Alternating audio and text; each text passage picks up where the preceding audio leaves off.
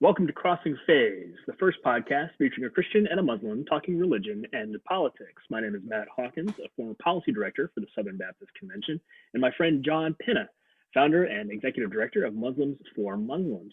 As always, we're available wherever you listen to podcasts, and we're on Twitter, Facebook, Instagram, YouTube, and everything else as at crossingphase.com. We've got a special guest today. There's a reason I'm wearing the ball cap I'm wearing for at least two reasons.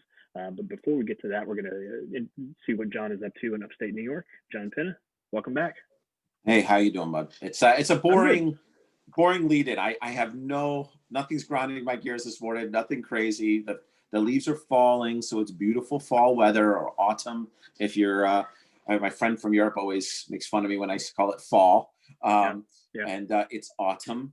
And so everybody's been coming up and, your cider donuts and your, ciders are plentiful and flowing.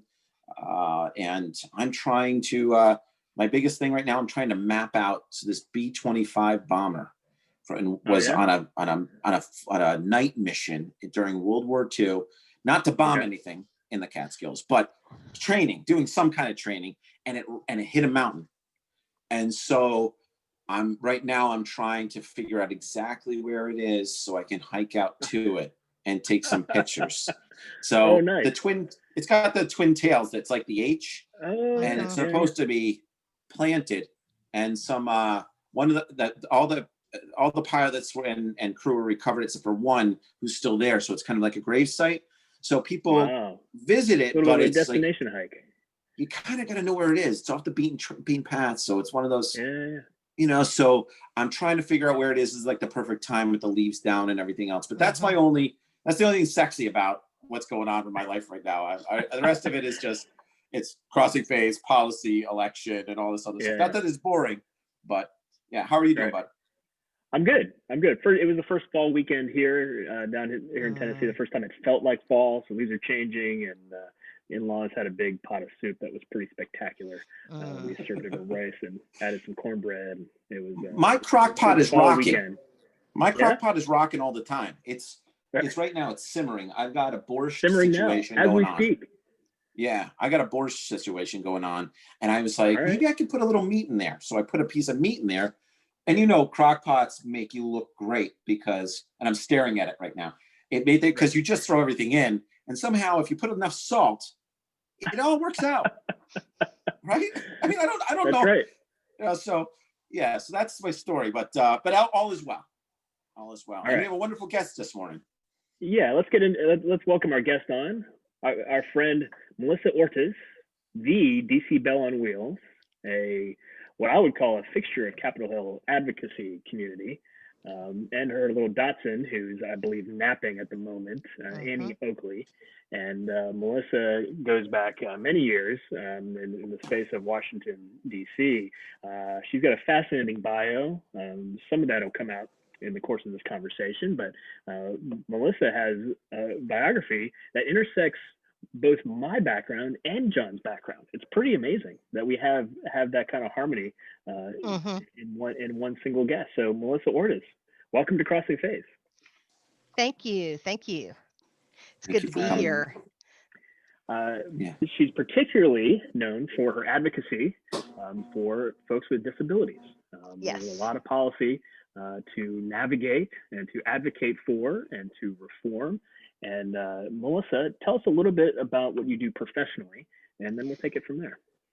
Well, professionally, I was with the Trump administration for about 18 months, and I was the commissioner of the Administration on Disability, which oversees all of the disability-related programs at HHS and acts as counsel to the White House on to their national policy council on all things disability related.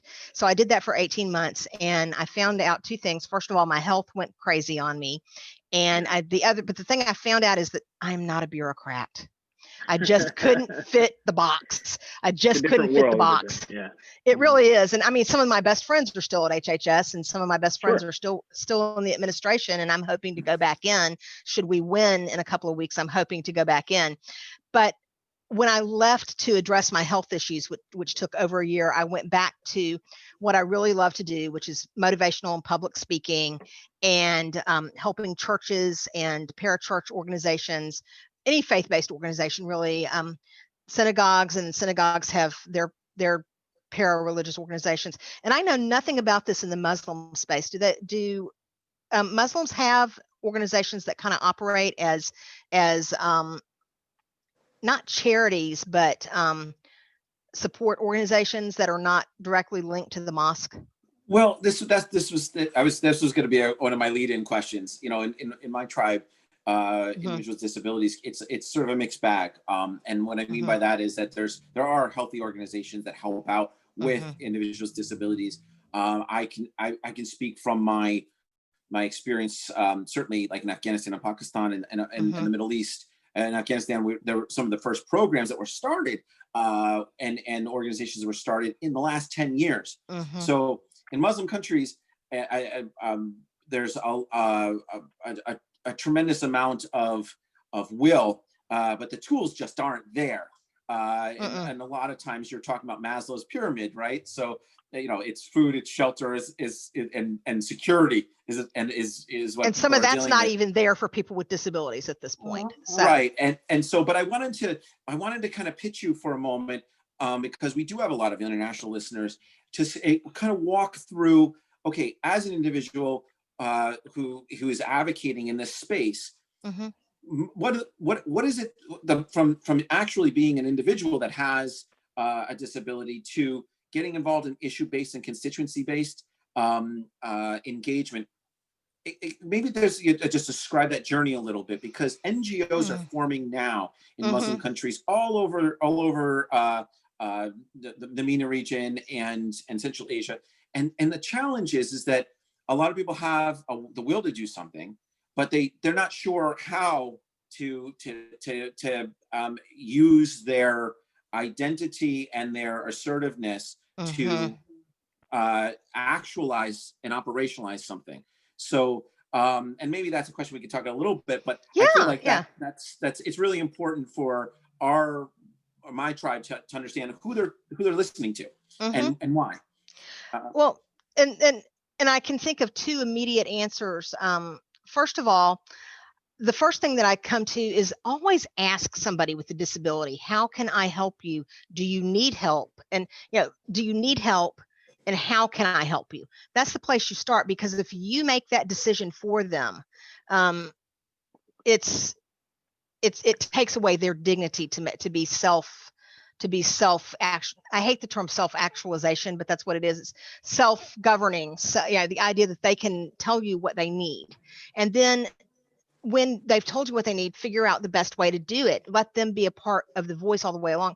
I was really blessed because my mom and dad, I lost my dad when I was 5, but he always treated me.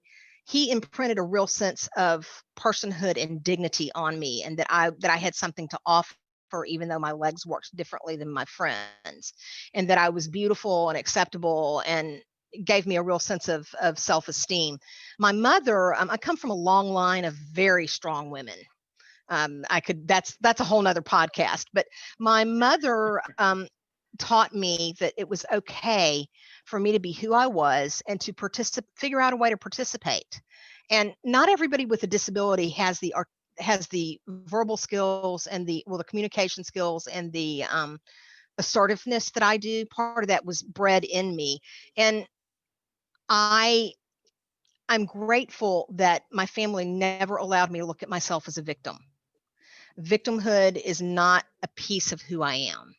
Now, my feelings might get hurt and I might wallow for, a day or so, but I'm always all about, well, how can we make this work? How can we make the next thing work? And I was going to school long before the Americans with Disabilities Act was passed. In fact, I was out of high school. I was in college and graduating college before the Americans with Disabilities Act became law. And that was in 1990 is when President Bush the first signed it, 41 signed it, and in July of 1990. And so when I started school in a wheelchair, they wanted to put me in the special ed classroom because they felt like that I could be dealt with better there. And my mother very quickly said, oh, no, she's reading on an 8th grade level. I know she's starting 1st grade, but she's reading on an 8th grade level because since she couldn't go out and play, she learned to read books when she was 3, and she's really picked up on it, and she loves to read.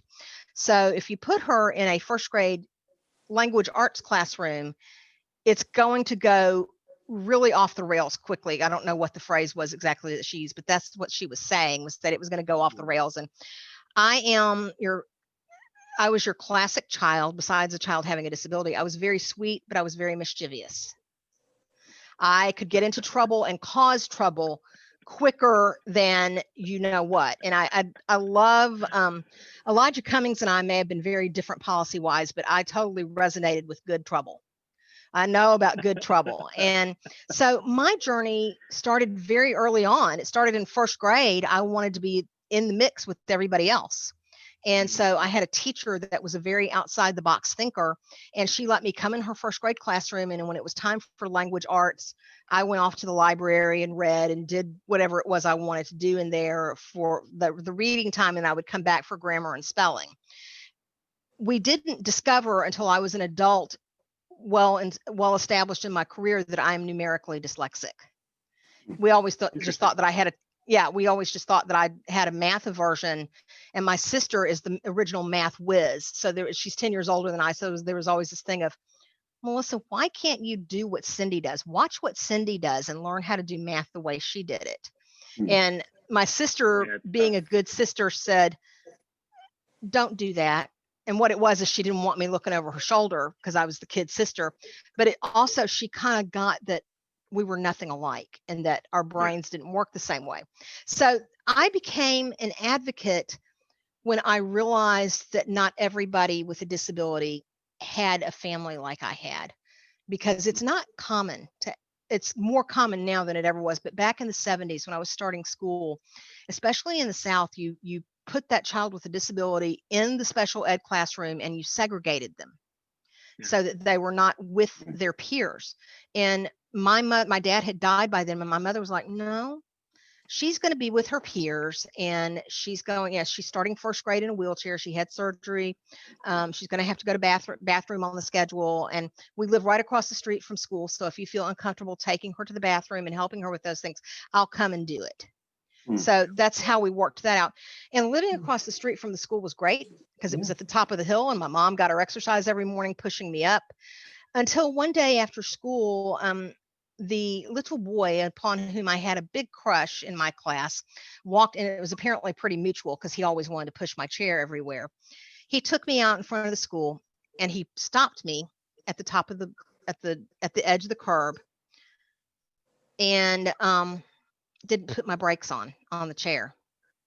And it was not quite a 45-degree angle hill, but it was a big steep it's hill. Like every movie. It's like every movie that you've ever seen. And I went flying down this hill, and I didn't have a seat belt in my chair. So I went flying down the hill into our driveway, and we had a brick retaining wall at the end of the driveway. And I hit that wall and went flying right over it and landed on my back with my frilly panties in the air, showing everybody, and with the wind knocked out of me. Oh my God. Oh my goodness. And yeah, so that is what age was this? What happened to the guy? I don't know. Last I heard, when we left Atlanta, we lost touch. We left Atlanta when I was in the 7th grade, and we lost touch. And he lived down the street from where we lived in Atlanta. And last I heard, he had gone off to college and was a doctor. Wow, he must have felt terrible. I mean, you can't. Oh my God. So I think he did feel terrible. I laughed. Oh yeah, I laughed because I'm sorry, I laughed because it's like every. Oh yeah, no, you can totally laugh. It was hilarious because I was like, if I'd had my brain about me, because I remember thinking, I need to roll in a ball. That's all I could think was, I need to roll in a ball. And if I'd thought about it, I would have flown through the air flapping my arms, but I didn't think about it that quickly. Wow, it must. I mean, it's the lack of control when you're just got momentum. So I have a scar on my side from a skateboard incident going down a hill, and I still think about how dangerous it was to be zipping. And then you're sitting there, and I was on it, and I'm going, do I get off? Do I stay on? What do I do? And then I hit a stone that forced the situation, and I ended up, with a lot of road rash sliding. But this is years and years ago when I was a kid. So, we all have that moment where we can say, when we're on a conveyance, especially as a kid, where you end up flying back and forth. I was just mountain biking, and I went over the bars, and my friends kept going, and then they stopped. They go, "Are you okay?" I go, "I'm going to sit here for a minute. I'm going to sit here for a minute." I actually need to sit still for a minute. Yeah, exactly. Exactly. I don't really know if I'm, but yeah, I wanted to, but yeah, well, I appreciate you sharing that story with us. It's important for us to realize, and as the civilians that are advocating on different issues, that these issues are just as important for all of us, and we can immediately realize that we were in the same situation, even though we don't have a disability at this point, and so I think like when it comes to, like I said, I immediately thought about the skateboard and how I flew down the hill, but the actualization of this, of your the causes that are important to you into advocacy, that jump, that leap is really important. I did programming in Tunisia, where we started teaching individuals how to put a proposal, to come up with a concept, put a proposal together, then run a budget, and then present all that stuff to us, and then we microfinanced it. And some of the one project that sticks out in my mind, there was this guy that was like, "Look, I can't see, I'm blind, and I want to open up a library for people just like me." And so we helped him put a proposal together, and we had all different types of proposals for all different types of issues. But there's a tremendous amount of will within my tribe, globally, and he just didn't know how to do issue-based. I said, "You don't need to advocate. If you want, you can participate in our program, and you can start a center. There's a library for the seeing impaired in Tunisia now, and it's off the U.S. dollar. It's sustainable now on its own." That's amazing. Yeah, it's pretty cool. It's one of those stories that you're like, and in what world would I come up with the idea? Right. So, but because it's ground up and from the community, so I thought it might be important for us to talk a little bit about how you've actualized this your life experience into policy and to real world, sort of deliverables for your community and people like us who are, we're always advocating for the dignity of the human person and vulnerable populations and all kinds of other stuff. And so it's really important for, I think, my tribe to understand how to do that, because they have the will, but a lot of times the tools aren't there. I think you, Jade, you look like you were about to say something. Are you? No, we're good. Okay. Sorry, I just didn't. John always looks like he's about to say something. Okay. No, well, Matthew looked like you were about to say something too. But one of the biggest things is, one of the things that I find, especially stateside and in Western Europe, about disability issues, and the same thing with when we were living in Israel when I was growing up, is that if it didn't affect you directly, it didn't get talked about. It wasn't on your radar. And it's a thing. I'm kind of a unicorn in the disability community because there aren't many people with disabilities that identify as Republicans or conservatives. And we can talk about that in a minute. But point being, I've had to say to people on the right side of the aisle, how would you feel if it was your daughter? How would you feel if I were your sister? How would you feel if somebody that you loved couldn't go with you somewhere? And I always know when a member of Congress has someone in their family with a disability, because they respond to me in a very different fashion. Ted Cruz is one of my very favorite members of Congress, and he, the night that I met him, I was at a thing, and Matthew will know about what the Wyrick dinner is. The Wyrick dinner is this big swank, practically black tie thing that happens every year.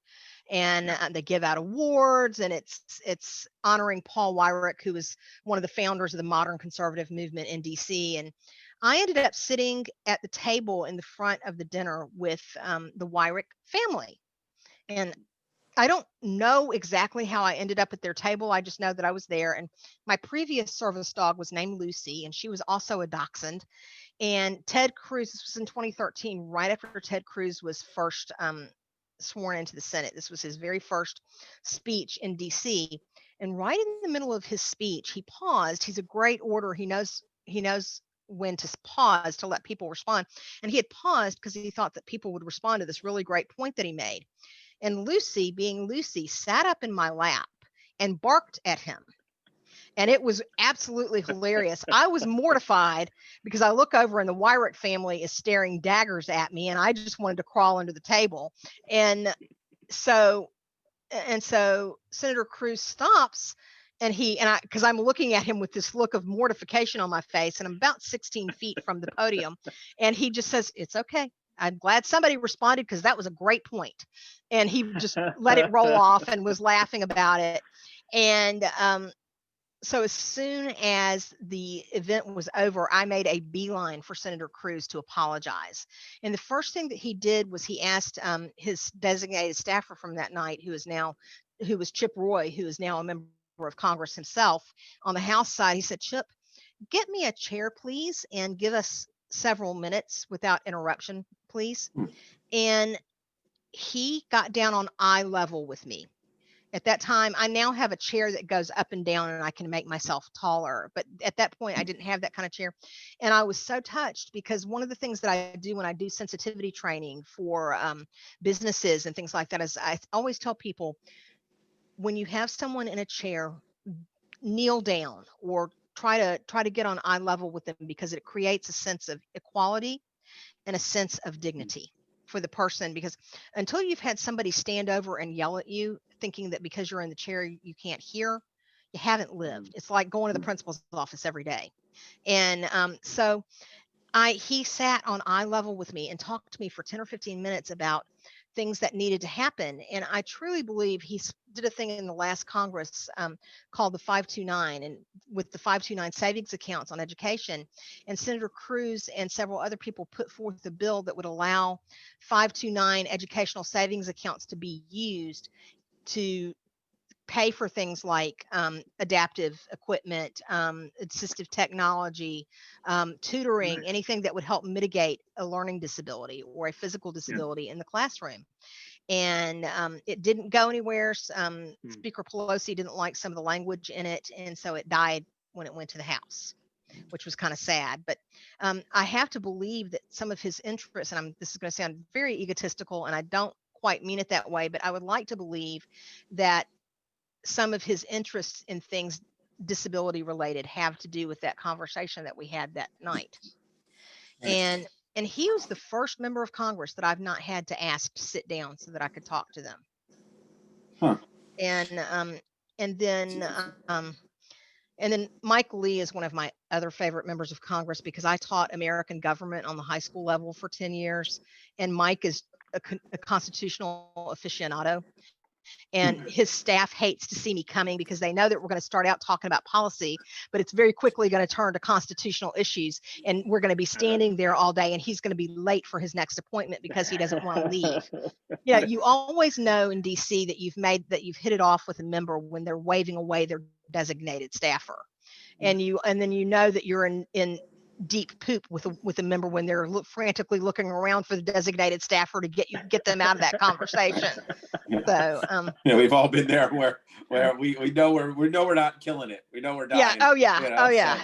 So, and then those conversations where you're rocking it with your favorites, or they're their favorite. They see you as the way to to escape their day just a little bit, to talk about the things that they're passionate about around from the normal operations. That and everybody, let's get real. Everybody likes Annie Oakley, because I'm not one of these service dog handlers that won't let you touch her and talk to her.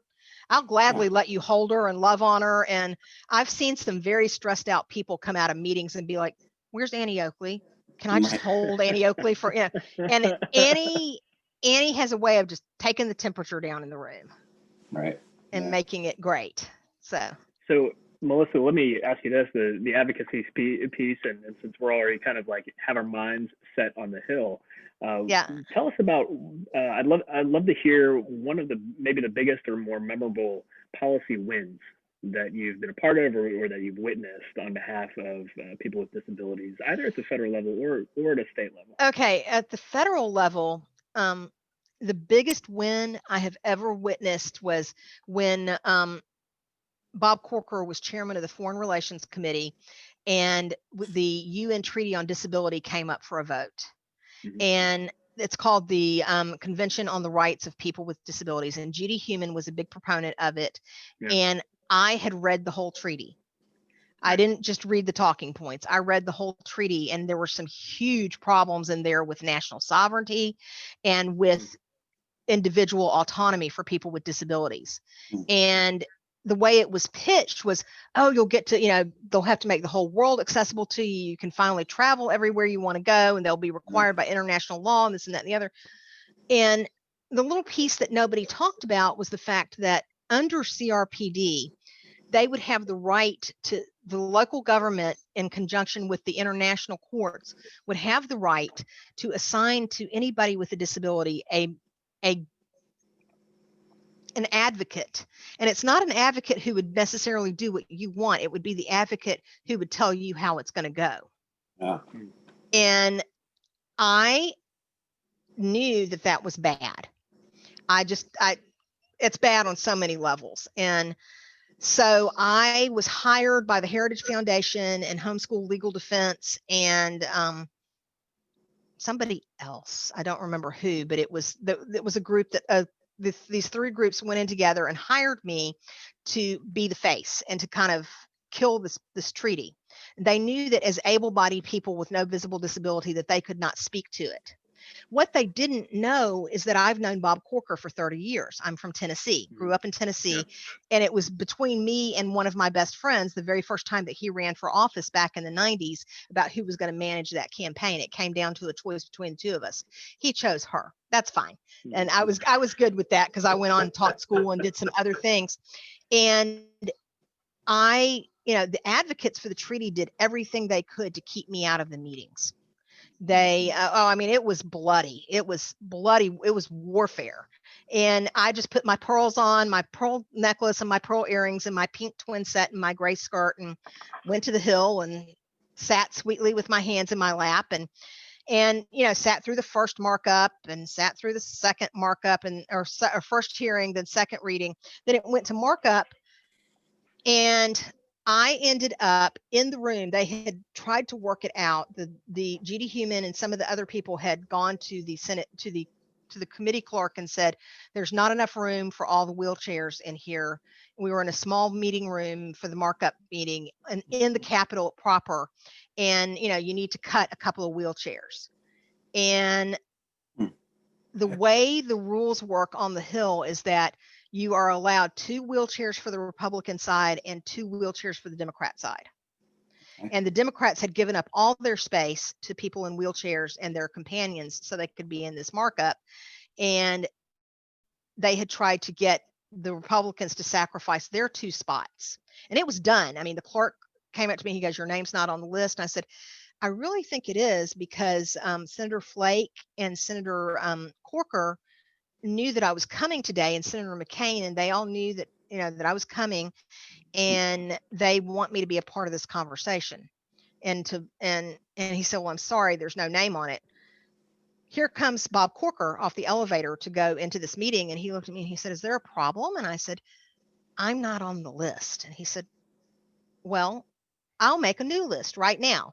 And if you can take a person by the elbow who's in a wheelchair, he basically ushered me in. And when the chairman of the committee tells you that that's how it's going to go, if you're a smart clerk, you zip your lip and just get out of the way and let it go. And this clerk was smart enough to do that. And the look on the other faces when I hopped in that room and sat there and folded my hands was priceless. And I had talked at length with many senators on the committee about where the problems were, and Marco Rubio was on that committee, and I had talked at length with many of them about where the pitfalls were. And I actually had a couple of Democrats that didn't realize some of the things that I told them. They said, we were just told it was this great thing for people with disabilities, and so we want to promote that. And I said, well, how would you feel if somebody came into your house and told you how to manage your child with a disability? How would you feel if somebody came to your town and told you how to manage the education for children with disabilities in your town?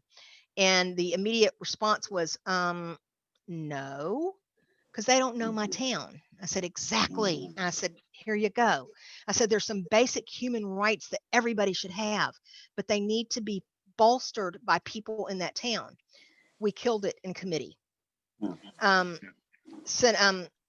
There was they were trying to get Menendez was trying to get the nuclear option to get it out of committee and get it to the floor and get it passed.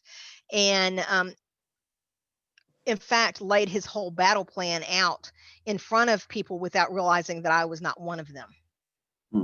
And yeah, and I had kind of scooted back behind one of the filing cabinets so that I was not readily seen. And he laid out his whole plan.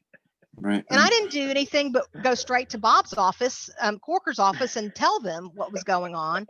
And so when it came around to the markup, I was sitting where I could look at everybody, and I just began to kind of make eye contact with different people. And Senator Corker came up to me after the second vote before the markup, and he said, tell me why this treaty is bad. And I laid out 5 reasons, and he used those 5 reasons in his announcement that it would not be moving to the floor. And that to me is my favorite big win. Wow. That's a great story for so many levels, Melissa. Thank you. And if that doesn't underscore the point, I mean, it's fascinating about the particular story. But if that doesn't underscore the points for people who haven't experienced life in Washington and Capitol Hill life, this is why. There it is. There it is. This is why presence matters. You got to have people on the Hill. You got to have people building relationships. The relationship thing is one. It's like John and I are a broken record here, but you got to have people doing the work, building relationships like you, and who are there happen to be there at the right time, and sometimes at some really crucial moments that really steered the ship. So exactly. That's a fantastic anecdote. That's probably my favorite story. And what's really funny is that Judy Heumann cornered me coming out of the markup meeting, and she was infuriated because I was so against this. And she was like, I need to know why you're against this. I said, because I'm an American first and foremost. And she didn't quite know what to say to that. And she got so mad at me that the Capitol Police actually had to come over and ask her to back away from me. And I love her. I think she is just awesome. And I love to work with her on things where we agree. Yeah. But Judy and I worked very closely together when I was at the American Islamic Congress with individuals with disabilities in Muslim countries, and thinking about how, because people say most vulnerable populations, and they always say women and children, but there's a lot of populations there, but individuals with disabilities, and in war zones, there's a lot of people there with disabilities, physical. There are that may not have had them before the war, and then now. Right. One of the things that I try to talk to people about when I'm talking about disability is that it is not just it's not just a health issue. It's a housing issue. It's an employment issue. It's an education issue. It is a national security issue. It is a personal security issue. It's all these things. And so there's everything that life for a person without a disability touches on a higher level for people with disabilities.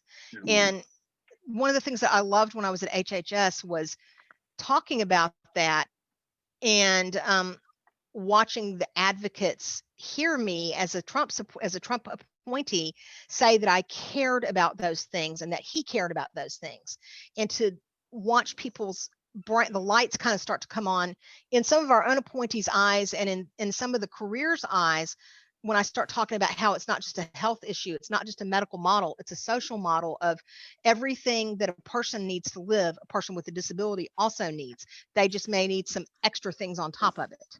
Maybe you could talk us through this a little bit. Because what are the critical issues? I'm dealing always with national security stuff. I'm dealing. Mhm. So when it comes and I, like I said, my time working with Judith Human was when I was at the AIC, the American Mhm. Islamic Congress. So it's some time ago, years ago, 5, maybe 6 years ago. So maybe you could talk to us about some of the critical domestic and international issues related to U.S. foreign policy right now. And we're so close to the election, so I don't gotta say pre-election, post-election. I think if we just say from a U.S. standpoint, from your view, from your beach of the pond, and from your window, what is it that you see as critical policies related to your community that are like on a domestic international level? You said national security, it's related, so that's something that I think a lot of us would be interested in. But certainly from a domestic standpoint, what are you working on? Where does it sit? And what should both sides do? This is your chance to kind of Okay. tell us All right. what's going on. The first thing is secure the vote for people with disabilities. All polls need to be made accessible, and that includes early voting sites. That includes the ballots. There are some places that don't even have Braille ballots. Huh. And I would rather spend the money on Braille ballots than translating ballots into other languages, and this is another one of my kind of I say a pet peeve, but it's a pet passion. I really believe that we need to require English as a national language, and that everybody needs to speak it if they're going to participate in society. And so because it's being accessible. If you want things accessible to you, learn the language that they're in. I did it when we lived in Israel. I learned Hebrew and Arabic, and it can be done. So, but the point being, kind of flipping it back to the disability angle, it shouldn't be there. I'm going to share with you two anecdotes. First of all, when I came to DC, the first year we came in 2008 for my husband to go to graduate school. And God knew that the desire of my heart was always to live in DC. This is always what I've wanted to do, was live in DC and do what I'm doing now. It just took a while for my timetable and God's timetable to agree with one another. So we got here in 2008. I was immediately picked up by the McCain-Palin campaign to work on some different things. And when I went to vote the day of the presidential election in 2008, I was handed a ballot that was already marked for me, marking Barack Obama as president of the United States, and Joe Biden as vice president. And I said, "Excuse me, I need a clean ballot, please." She goes, "Oh, we always mark all the ballots for people with disabilities so that they don't have to worry about getting a table that's the right height for them." And I said, "I'm not good with that because I'm voting for John McCain." And I said, "And I'm not good with that because that takes away the autonomy of the individual." And that it just had never occurred to them that was demeaning for them to fill that ballot out and hand it to them, and say, "Here, just go put it in the box." And I don't know how many precincts in DC that goes on, but I know that the 2 that I've voted in since I've lived here, it goes on, and I've had to point it out. So that's one story. Now, when in 2016, I went for Ted Cruz early on. I mean, I was on Team Cruz from the moment he announced in March of 2015. That was my choice.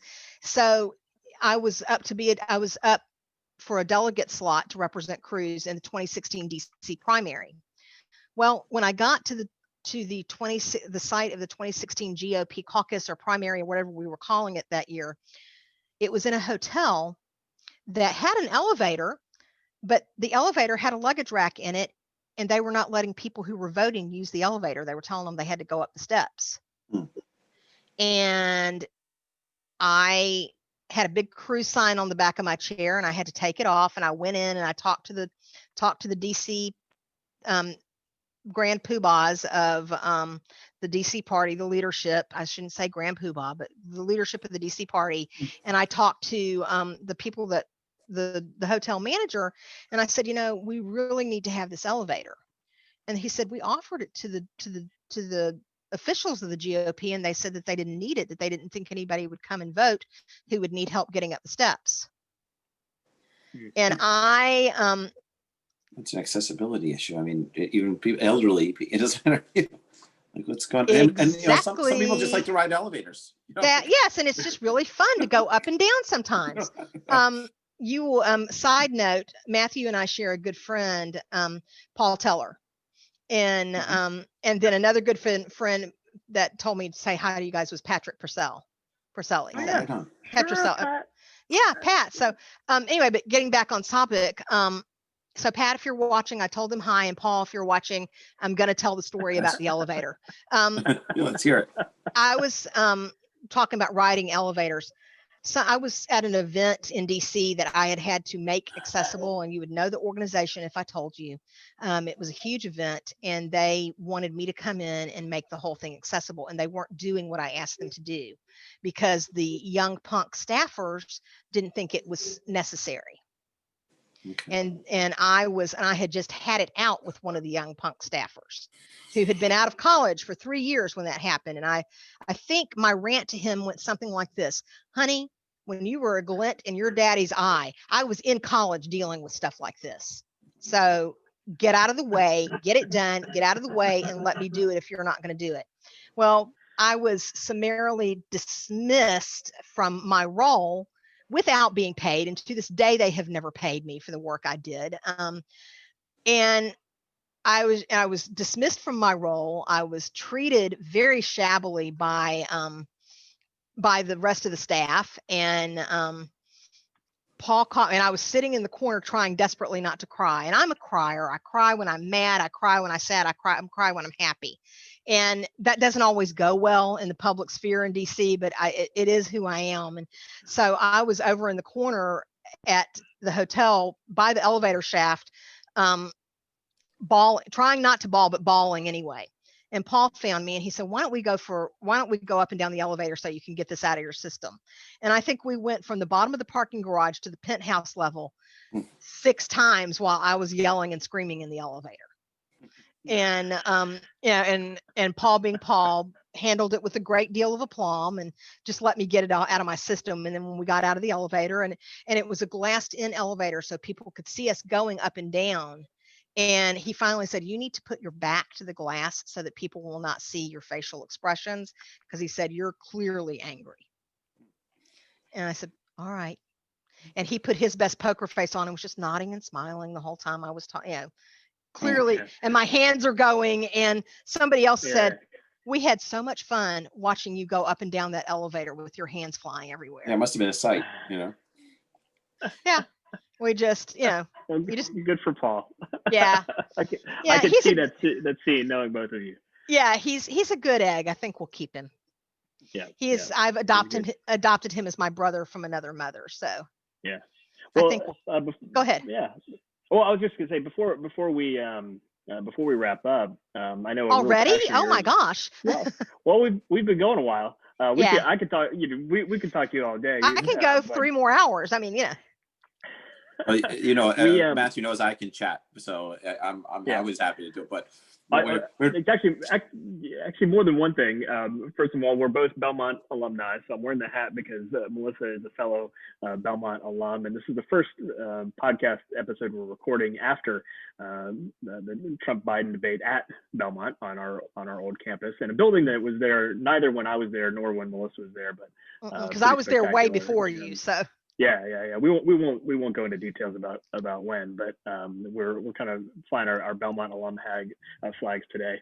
But I know we've touched on it a little bit, but a big passion of yours is faith communities, and how faith communities in particular can better serve folks with disabilities. And could you just riff on that for a little bit? What do you see as kind of the biggest blind spots, maybe, and maybe unique ways that faith communities can serve? The biggest blind spot, one of the biggest blind spots, is not being accessible and not realizing that you're not accessible. One of the things that I do for a living as an independent contractor is I help churches and synagogues, and I haven't been through a mosque yet, but I'm waiting for that invitation to come to talk about it. Next time, you're in Washington right now? Yeah. next time I'm down, when we open up the mosque, you can come in with me. We'll go I in would and, love to walk and through spend and some talk to time. you about the accessibility issues, because Yeah. they exist. They exist. I would Yeah. love to talk to churches and synagogues and parachurch and parafaith organizations about how to include people with disabilities. And sometimes it's as simple as inviting them to come. And having literature that's in braille or literature that's in large font, having a roped off area to the front where people with disabilities can sit, so that they don't have to they don't have to be looking at people's backsides when they're standing up clapping or cheering at something or singing. Having a sign language interpreter, things like that. But on a real one-to-one, we have a great organization here in DC called Jill's House. And the story behind Jill's House was that the pastor at McLean Bible Church and his wife had this baby. And I don't remember if she was disabled when she was born or if it was right after she was born, but the church stepped in around them and developed teams of people to help Lon and Brenda take care of this baby and take care of themselves. And really, they were love in action. And then they started to think, what if there are other people in the community who have children with disabilities that we could care about and reach out to? And I think the first thing is being aware that there's a need. I should not have to go to a church and ask, are you accessible? I should not have to go, I should not have to fight to use the elevator, there we go, when you've got unattended kids riding up and down in it, or mamas with strollers who could fold that stroller up and put their baby on their arm, things like that. I shouldn't have to ask going into the synagogue for a copy of the reading in Braille. It should already be there. It should be available, and it's not expensive.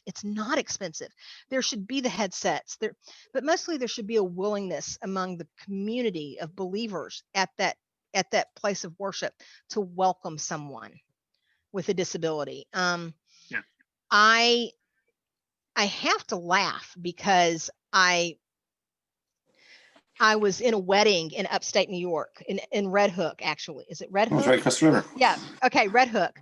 And the bride and I were both in wheelchairs, and they did not have anything to use as a ramp for the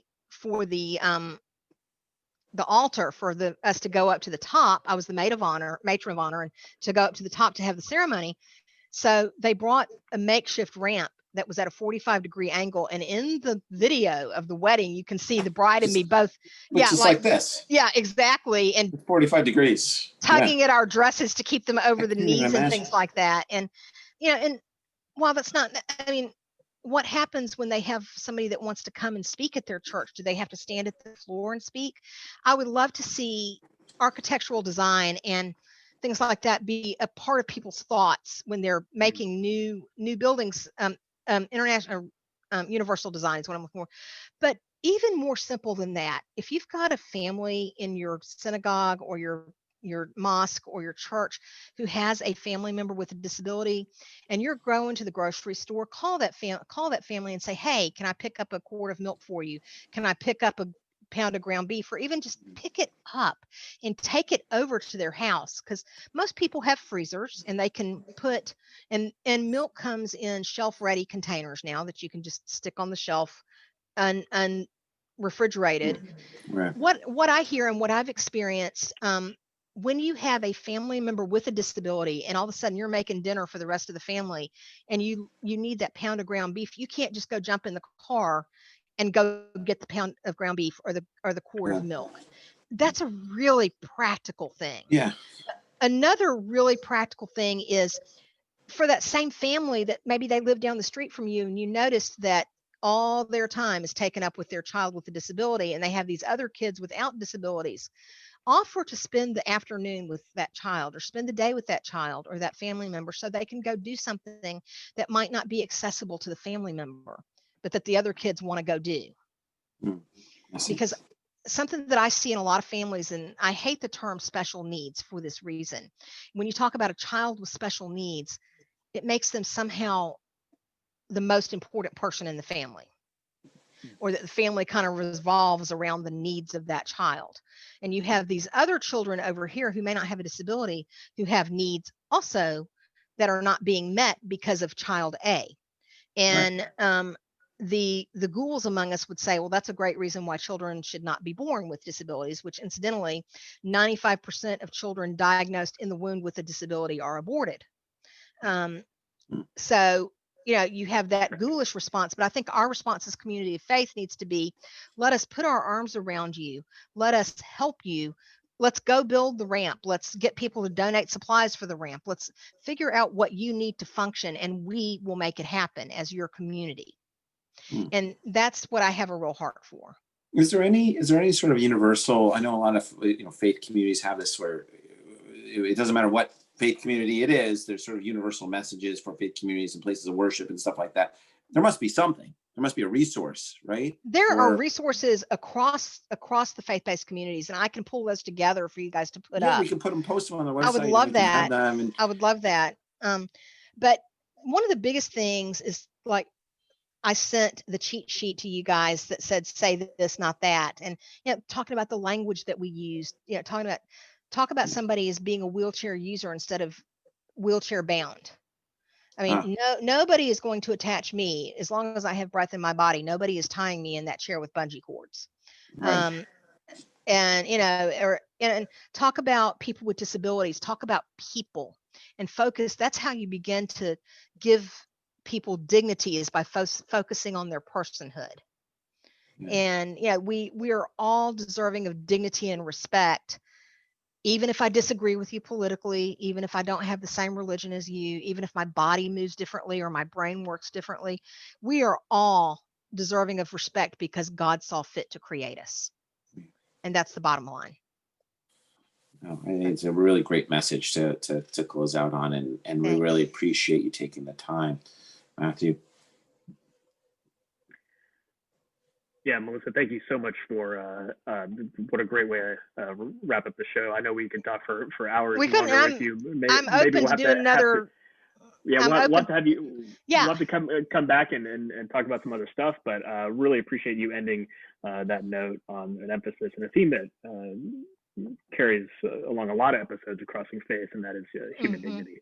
And you and I share a lot of background on that, but also John and the Muslim community share a lot more than I think we Christian conservatives often believe. So appreciate you're taking the time to be with us on Crossing Phase, and we'll stay tuned to see what the next phase of your career looks like, depending upon the administration. Yep. But really appreciate reconnecting with you, and I'm thrilled. Your DC advocacy stories.